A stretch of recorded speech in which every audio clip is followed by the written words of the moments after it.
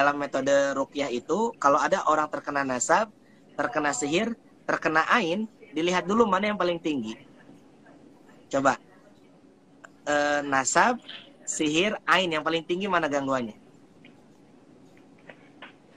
Ain kan? Ain, karena ain ini Berarti tidak ada ainnya kadaluarsanya. Kalau sihir tadi ada kadaluarsanya, sudah kita bahas ya. Nah, setelah ainnya sembuhkan di ruqyah, baru di ruqyah dari sisi apa? nasabnya. Sihirnya. Nasabnya. Oh, Nasab nasabnya. dulu. Setelah nasab baru Sihir. begitu. Jadi sihir itu tipe gangguan yang ketiga sebetulnya. Yang paling tinggi itu ain. Yang paling tinggi Jadi ain, selama kedua nasab, hasad ketiga masih baru. ada, potensinya masih bisa masuk ya. Berarti kuncinya memang di hasad ya, Syekh ya? Iya, setiap sihir ada hasadnya. Kalau nggak ada hasad ngapain nyihir? Betul nggak? Iya benar-benar. Jadi memang makanya ketika dibilang si tukang sihir itu ketika membuat buhul itu dia memang benar-benar membayangkan Ya, di dalam pandangannya, di dalam pikirannya si target korbannya terus dibayangkan dengan hasad yang dikumpulkan sampai akhirnya mengundang khodam itu ya. betul. Itu namanya metode taktiri. Jadi ngambil atar sama tasawuri. Dia biasanya nggak cuma dibayangkan, tapi minta media seperti baju bekas, celana dalam, kaos dalam, atau baju yang pernah terkena keringat orang yang akan disihir. Biasanya maaf, ini saran untuk perempuan kalau jemur celana dalam jangan di luar. Takutnya ada yang nyuri. Takutnya ada yang nyuri. Ketika nyuri berapa itu dijampi ke dukun gitu kan.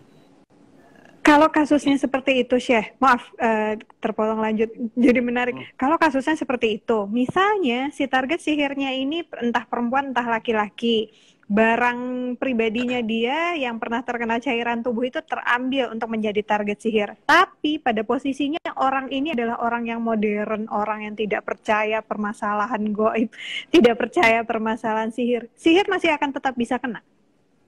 Bisa kena dan susah hilang. Kenapa susah hilang?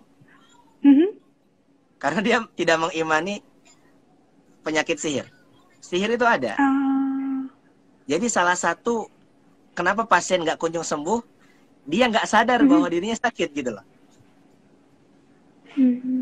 Jadi orang yang maaf mungkin kekinian katanya gaul, nggak percaya sihir, sebetulnya menyebabkan dirinya menyebabkan dirinya kalau terkena sihir, artinya dia bisa terkena sihir. Itu susah untuk sembuh. Kenapa? Ya gimana dia mau sembuh? Dia aja nggak sadar dia dirinya sakit. Gitu kan? Jadi orang syarat untuk sembuh itu dia tahu dirinya sakit. Artinya dia kudu berdoa kepada Allah. Ya Allah, hamba engkau uji dengan penyakit ini, hamba yakin kau maha penyembuh, sembuhkan hamba ya Allah. Tapi kalau dia tidak sadar dirinya terkena sihir, dia abai, dia acuh, dia nggak percaya, lebih-lebih meremehkan, itu ya salah sendiri. Kalau nggak sembuh-sembuh. Iya benar-benar. Saya juga akhirnya baru sadar ya, Syekh, karena memang orang-orang yang begitu khayalinya tinggi. Hayalannya tinggi. Panjang angan-angan. Ya dibuat panjang angan-angan, nggak bersyukur. Ya, lupa sama Allah gitu kan. Malas sholat, malas ibadah. Itu karena penyakit tadi. Penyakit kejahilan. Jahil.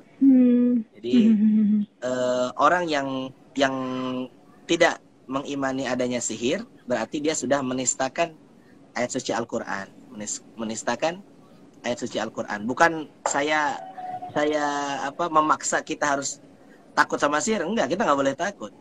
Cuman cukup kita imani sihir itu ada. Kenapa demikian? Al-Qur'an yang bercerita gitu. Allah berbicara di Al-Qur'an. Ada di banyak surah, di antaranya kisah-kisah tentang Nabi Musa melawan penyihir Fir'aun, itu kan jelas ada di Al-Quran. Jadi bagi siapapun yang masih ragu adanya sihir, yuk kita belajar. Kita belajar supaya kita tidak takut sama sihir, juga tidak terlalu abai dengan sihir. Karena khawatir bisa jadi diri kita na'udzubillah yang terkena atau di antara keluarga kita. Kalau kita abai, kita bingung nanti gimana ya nerapinya.